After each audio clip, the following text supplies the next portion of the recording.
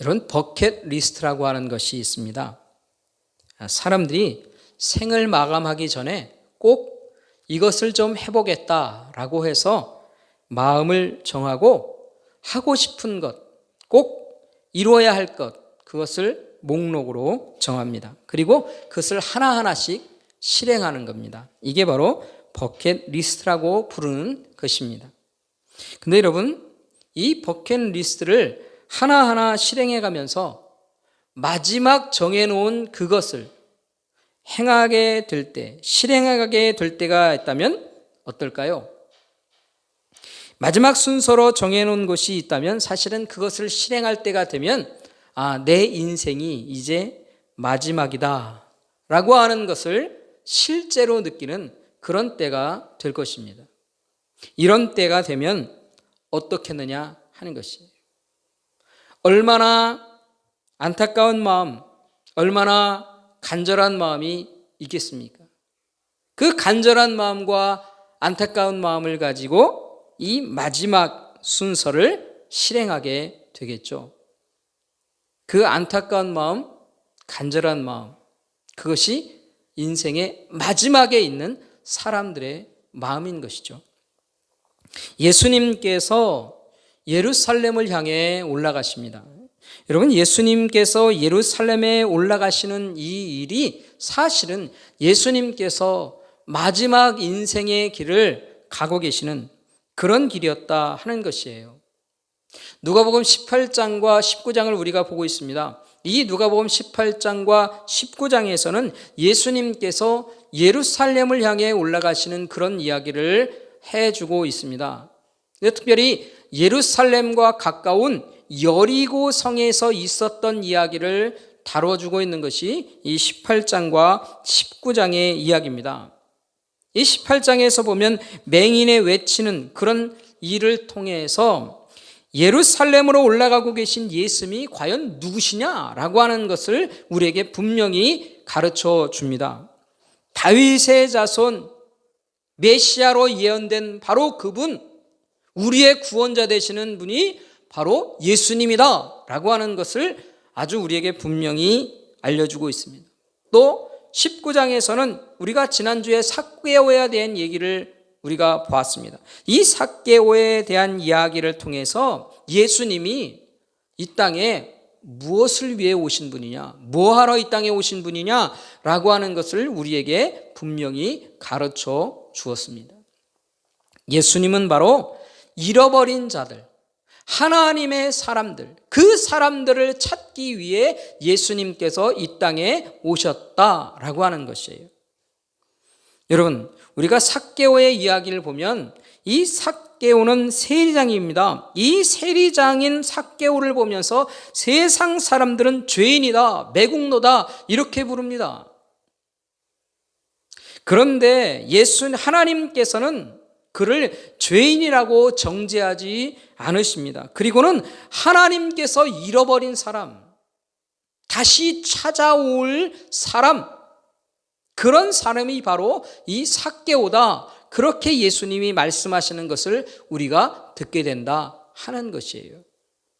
우리는 이 삭개오의 이야기, 이 사건을 통해서 분명히 깨달아야 하는 것이 있습니다. 한 가지인데 그것은 뭐냐면 사회적인 판단 기준이나 내 판단 기준만을 가지고 함부로 사람들을 정죄하는 일을 해서는 안 된다 하는 것이에요.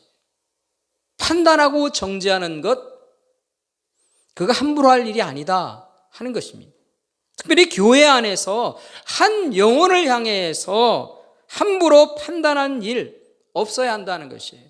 교회라고 하는 곳은 바로 주님께서 잃어버린 영혼들을 찾아 함께 모아놓은 공동체, 모임, 무리, 그게 바로 교회예요. 그렇기 때문에 이 교회 안에서는 함부로 사람들을 정죄하는 일이 있어서는 안 된다 하는 것입니다.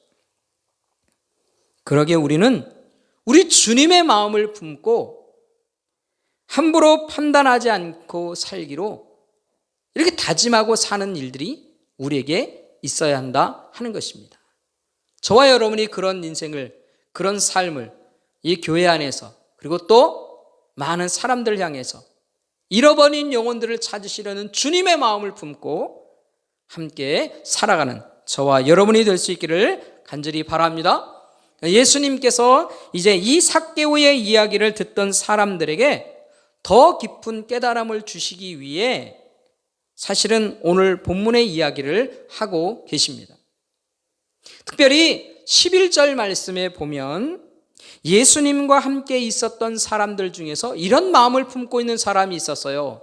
그건 뭐냐면 바로 하나님의 나라가 당장에 나타날 줄로 생각하는 사람들이 그때 예수님과 함께 있었다 하는 것이에요. 이게 무슨 말일까요? 하나님의 나라가 당장에 나타날 것이라고 생각하는 사람들이 있었다. 이게 뭔 말일까?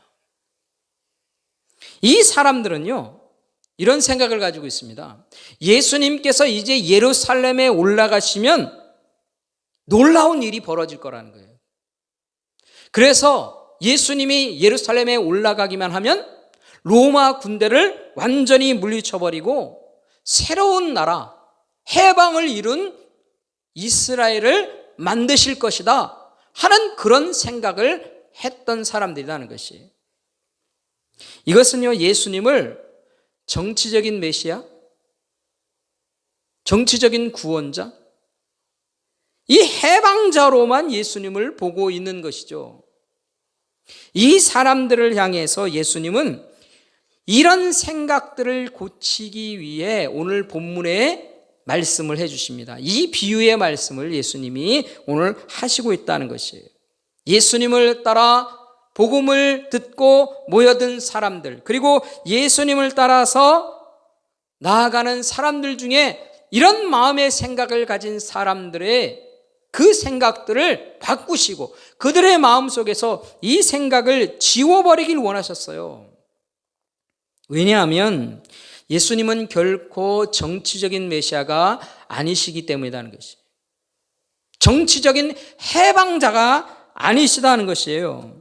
그런 마음을 가지고 그런 계획을 가지고 예루살렘을 향해 올라가시는 분이 아니셨습니다. 여러분, 예수님이 예루살렘을 향해 올라가시는 것은 왜 올라가시는 겁니까? 우리가 너무나 잘 아는 것처럼 이 예수님은요, 고난의 십자가를 지시기 위해 예루살렘을 향하고 계신 거예요.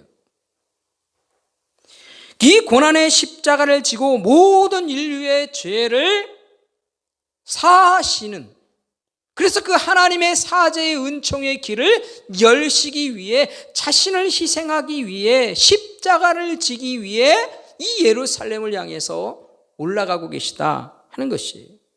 그게 예수님의 계획과 뜻입니다. 이 정치적인 해방자로서만 예수님을 바라보는 사람들은요, 예수님의 고난을 몰라요. 예수님의 고난을 생각하지 않습니다. 예수님이 희생하시는 그 십자가의 희생의 은혜를 이 사람들은 생각하고 상상하지도 않는다는 거예요. 그래서 예수님은요, 그들을 향해서 오늘 본문의 이 말씀의 비유를 그들에게 하고 계시다 하는 겁니다. 무슨 말입니까?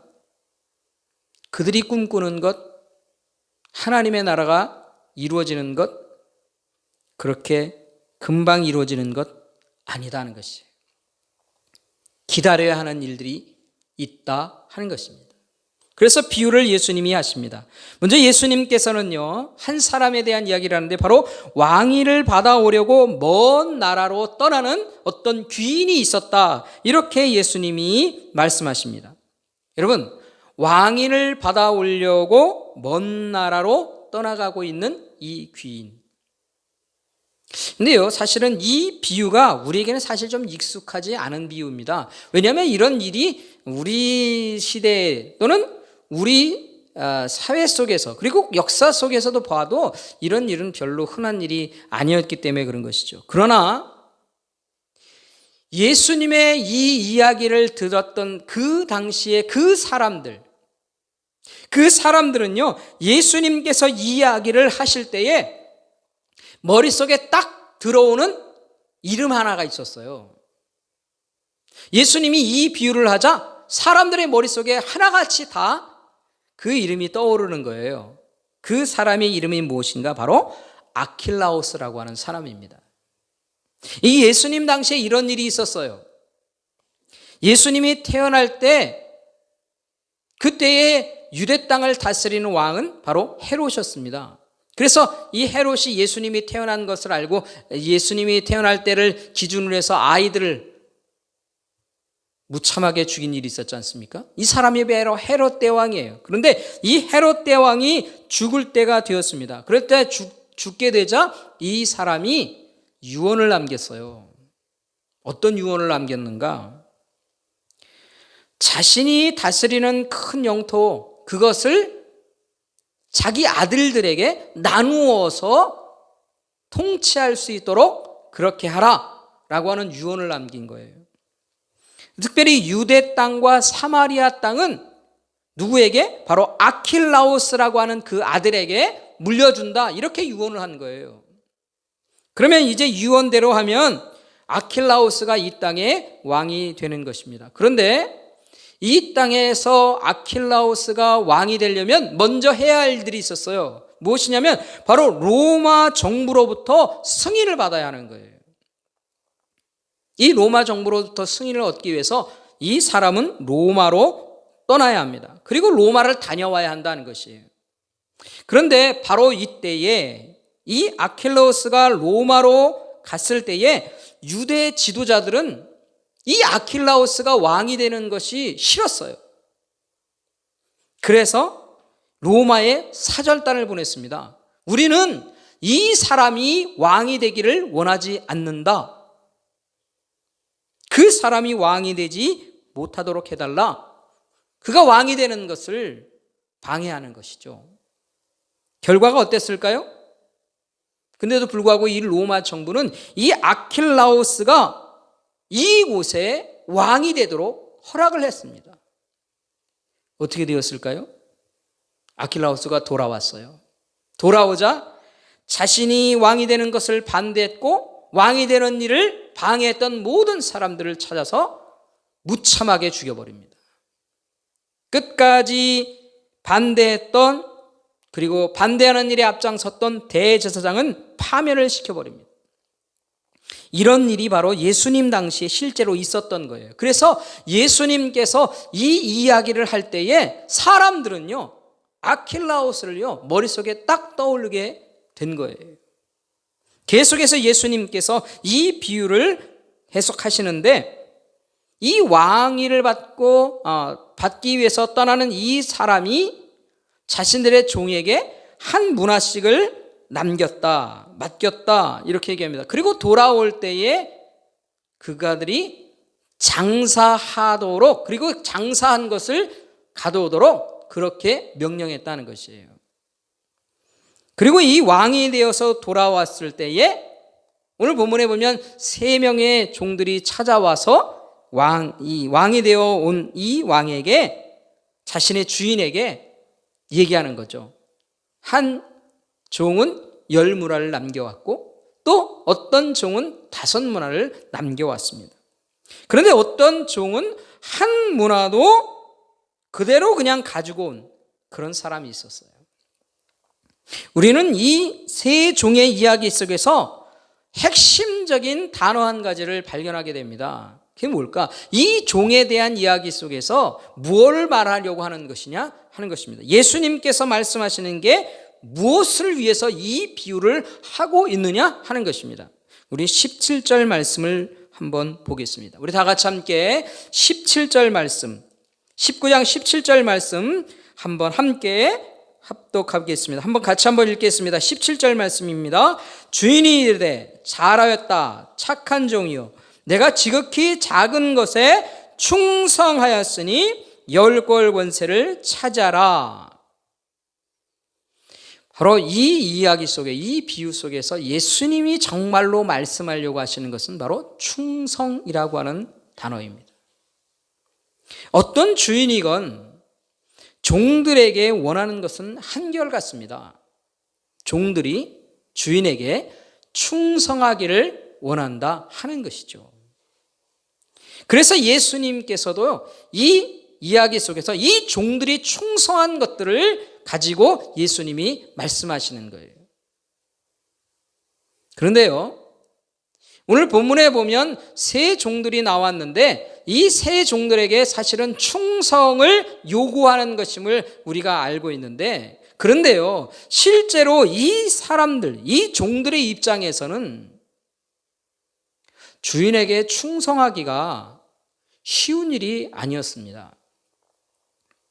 특별히 왕위를 받기 위해 먼 길을 떠나는 이 주인으로부터 한 문화씩 받아서 이 충성되게 장사하는 일이 그렇게 쉬운 일이 아니었다 하는 것이에요.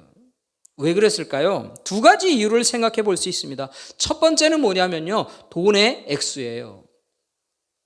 이 사람들이 각각 한 문화씩을 받습니다. 근데 이 한 문화라고 하는 것은요, 얼마큼 될까요? 우리 시대의 비유로 하면 3달치 월급, 그게 바로 한 문화예요. 요즘 시대의 시세로 따지면 한 700만 원에서 1000만 원 정도, 그렇게 생각할 수 있을 거예요. 여러분, 어떤 사람이 장사를 하려고 합니다. 우리 시대에 사업을 하려고 합니다. 1000만 원은 있습니다. 어떻습니까? 장사할 만한 돈입니까?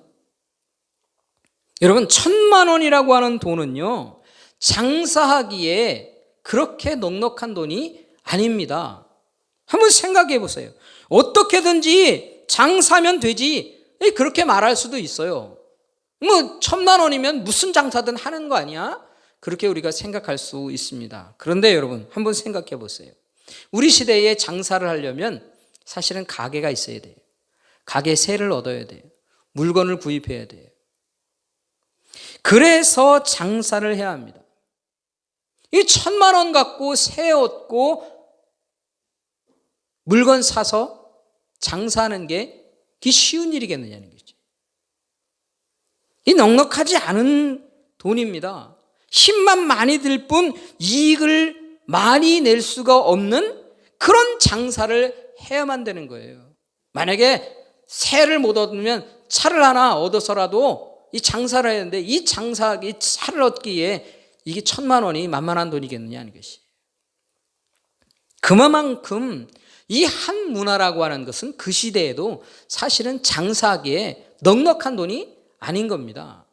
주인은 우리에게 맡겼지만 충성하기에는 쉽지 않은 상황이다 하는 것이에요. 두 번째, 이 쉽지 않은 상황이 있었던 이유가 있습니다. 그것은 뭐냐면 바로 불확실성이에요. 뭐에 대한 불확실성이냐? 바로 주인이 왕이 되어서 다시 돌아오는 것, 이게 사실은 불확실한 것이었다는 것입니다. 여러분, 이 당시에도요, 왕이 되어서 돌아오는 일은 그렇게 쉬운 일이 아니었습니다. 당시 많은 사람들이, 이런 길을 떠난 사람들이 이전에도 있었어요. 그런데 많은 사람들이, 대부분이 왕이 되어 돌아오지 못했던 일이 있었던 것입니다. 아니, 우리 주인이 왕이 되어서 돌아오겠다고 갔는데 정말 그게 이루어지겠어? 이전에도 많은 사람들이 갖다 실패하고 했던 일들이 있었잖아. 그런 일들이 있었던 거예요. 실패하고 돌아오지 못하는 그런 일들이 있었단 말입니다. 주인이 왕이 되어 돌아오지 못할 수 있다 하는 그런 것을 알고 있는 종들이라면 이 장사하는 일이 쉽겠느냐는 것이. 뿐만 아니라 이 종들 중에는 어떤 생각을 가진 사람들도 있습니까? 주인이 돌아오지 않았으면 좋겠다, 그런 생각을 가진 종들도 있었어요. 그게 어떤 종입니까? 이 한 문화를 그대로 가져온 종을 한번 생각해 보세요. 이 사람은요, 결코 주인이 왕이 되어 돌아오는 일은요, 원하지 않습니다. 근데 그 사람이 그런 마음을 가지고 있으면 그런 부정적인 생각들은 어떻습니까? 사실은 다른 사람들에게도요, 퍼져나가게 돼 있는 거예요. 그 주인이 돌아오면 우리에게 뭐가 유익하겠어 하는 그런 부정적인 생각과 말들이요, 다른 종들에게도 마음을 흔드는 거예요. 여러분, 이런 여러 가지 유혹들, 불확실성들, 부정적인 생각들, 이런 것들 때문에 사실은 이 종들이요, 주인에게 맡은 그 한 문화를 충성되게 감당하기는 그렇게 만만하고 쉬운 일이 아니었다 하는 것입니다. 그럼에도 불구하고 이 모든 상황들을 극복하고 충성된 종들이 있었던 거예요. 그 충성된 종들, 이 사람들이 주인 앞에 나와서 주인을 만나자 자신에게 맡겼던 일들에 대해서 내가 얼마나 성실하게 일했는지를 보여줍니다. 10문화를 남겨온 종들, 5문화를 남겨온 종들이 그것을 보여주는 것이죠. 얼마나 충성된 삶을 살았는지를 실제적으로 보여주는 거예요. 그리고 이 충성된 삶에 대한 보상을 주인으로부터 받습니다. 이 주인은 이 충성된 이 종들을 기쁨으로 맞이하면서 그들에게 고를 다스릴 수 있는 권세를 그 종들에게 주었다 하는 것입니다. 여러분, 이 종들이 받은 보상,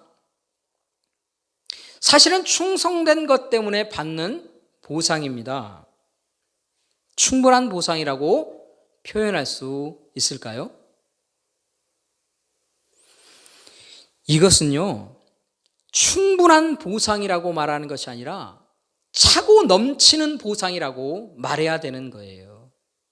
여러분 생각해 보세요. 이 한 문화가 사실은 1,000,000원 정도라고 생각해 보세요.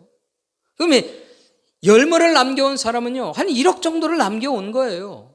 대단한 것이라고 볼 수 있죠. 그런데 그 사람이 10골을 차지한다라고 하는 것은요, 이건 엄청난 거예요. 이게 돈으로 따질 수 있는 분이 아닌 것이에요. 그래서 이 보상이라고 하는 것은요, 주인이 무한한 자비와 놀라운 은혜를 이 보상으로 종들에게 안겨준 거예요. 이것을 무엇이라고 표현할 수 있습니까? 이게 바로 하나님이 주시는 보상이다 하는 것이에요. 하나님이 충성된 종들에게 보상하시는 게 이런 놀라운 보상이라는 거예요. 하나님의 놀라운 자비와 엄청난 은혜로 채워주시는 것, 이게 하나님의 보상의 모습이다 하는 것입니다. 그걸 예수님이 이 종들의 이야기를 통해 가르쳐주고 있습니다. 사랑하는 성도 여러분, 오늘 우리가 이 말씀을 통해서 얻게 되는 영적인 교훈이 있습니다. 뭘까요? 무슨 교훈을 우리가 이 이야기를 통해서 얻게 될까요? 오늘 우리는 우리 주님 앞에서 이런 종들과 같은 삶을 살아가고 있다 하는 것을 우리가 깨닫습니다. 오늘 우리에게도 일을 맡기고 떠나신 우리의 주인이 계셔요. 우리 주님께서 우리에게 일을 맡기시고 우리 곁을 잠시 떠나 계시다 그런 것이에요. 그리고 다시 오시겠다 재림의 약속을 우리에게 주셨어요. 그 재림의 약속을 붙들고 이 땅을 살아가고 있는 사람들, 그게 바로 저와 여러분인 것입니다.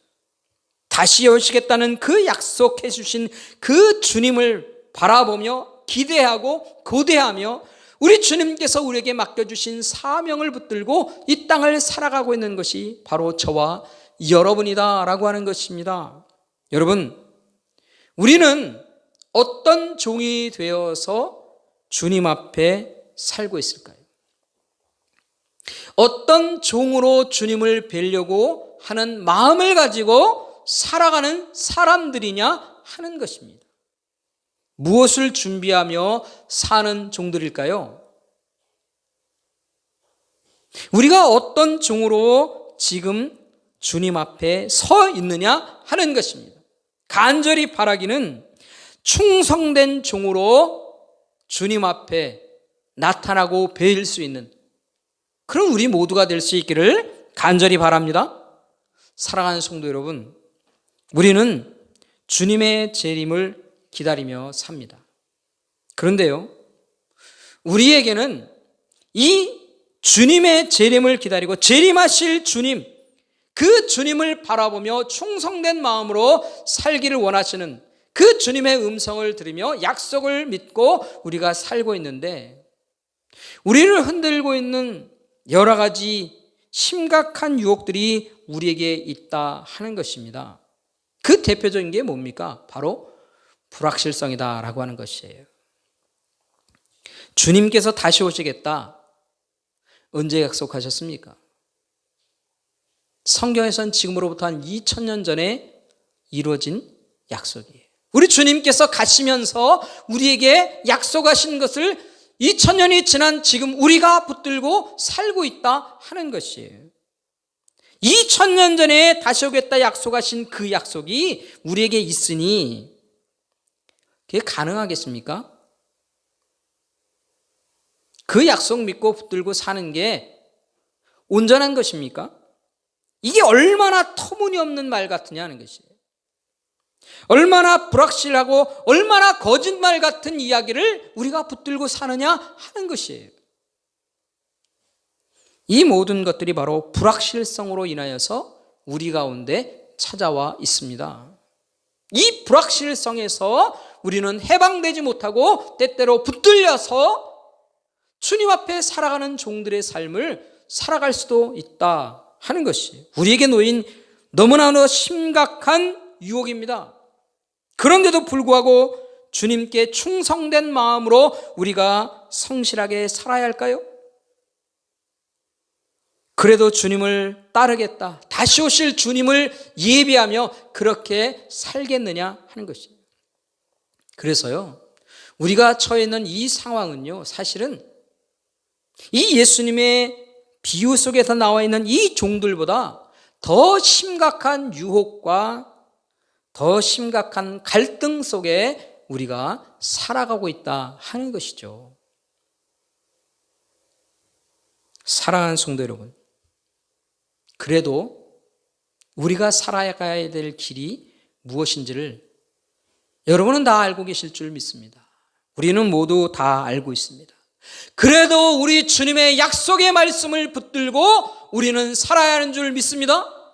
이 말씀을 믿음으로 다시 한번 돌이키며 우리가 살아가야 합니다. 불확실성이 우리를 감싸고 있는 이 상황이지만 그럼에도 불구하고 우리 주님께서 다시 오실 것에 대한 기대하는 마음과 소망하는 마음을 우리는 포기하지 않고 살아야 하는 것입니다. 왜 그렇습니까? 무엇 때문에 그렇습니까?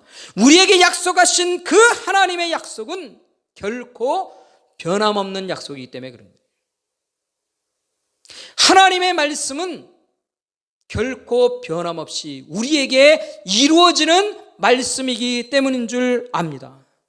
여러분, 우리 주님께서요, 이 땅에 다시 오실 날이 언제인지 우리는 알 수 없습니다. 저도 알 수 없고 우리 모두 어느 누구도 알 수 없다 하는 것입니다. 그러나 분명한 것이 있습니다. 우리가 주님 앞에 설 날이 있다는 것이에요.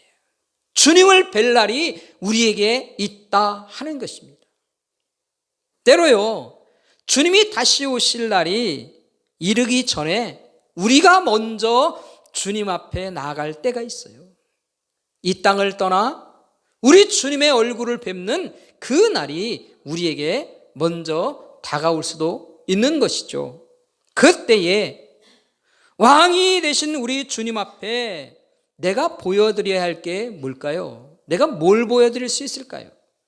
내가 어떤 삶을 주님 앞에 보여드릴 수 있겠느냐 하는 것이에요. 그것은 바로 내가 이 땅에서 살았던 그 삶을 통해 보여드리게 되는 것입니다. 변함없는 마음으로 우리 주님을 믿음으로 바라보며 따라 살았던 그 믿음의 삶을 우리가 보여드릴 수 있어야 합니다. 주님을 따르기 위해 애썼던 성실함으로 주님을 바라보며 살고 있던 그 믿음의 열매들과 믿음의 삶들을 보여드릴 수 있어야 해요.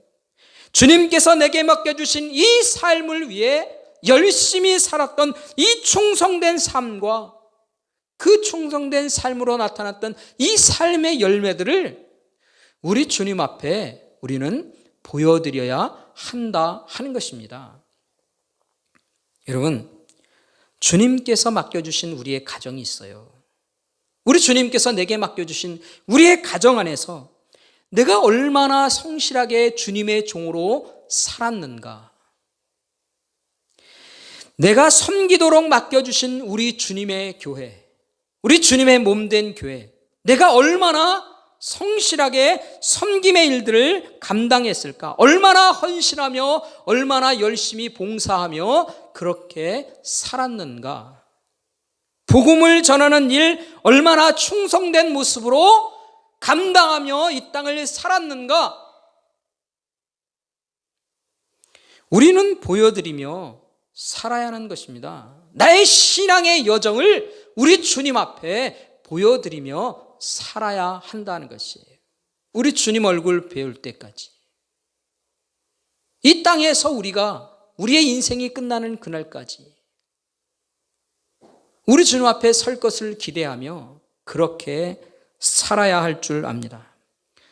사랑하는 성도 여러분, 혹시 주님 앞에 보여드려야 할 우리의 삶의 일들을, 우리 믿음의 여정의 일들을, 신앙의 여정의 일들을 혹시 우리는 잃어버리고 있는 것은 아닌지, 성실함이 내 안에서 사라진 것은 아닌지, 충성되고자 했던 나의 다짐이 흐려지는 것은 아닌지, 우리 자신을 다시 한번 돌이켜보는 이 시간이 될 수 있기를 간절히 바랍니다. 주님께 드릴 우리 충성의 열매들이 사라지지 않도록 다시 한번 새로운 마음으로 결심하고 우리 주님 앞에 나가기를 우리가 다시 한번 간절한 마음으로 주 앞에 고백하고 결심하면서 주님, 내가 다시 한번 주님의 충성된 종으로 주 앞에 살기를 원합니다.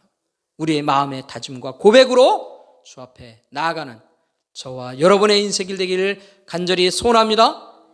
오늘도 주님 앞에 충성될 것을 다짐하는 하나님 앞에 성실한 종으로 세워지는 우리 모든 믿음의 시골 되기를 우리 주님의 이름으로 간절히 소원합니다. 기도하겠습니다.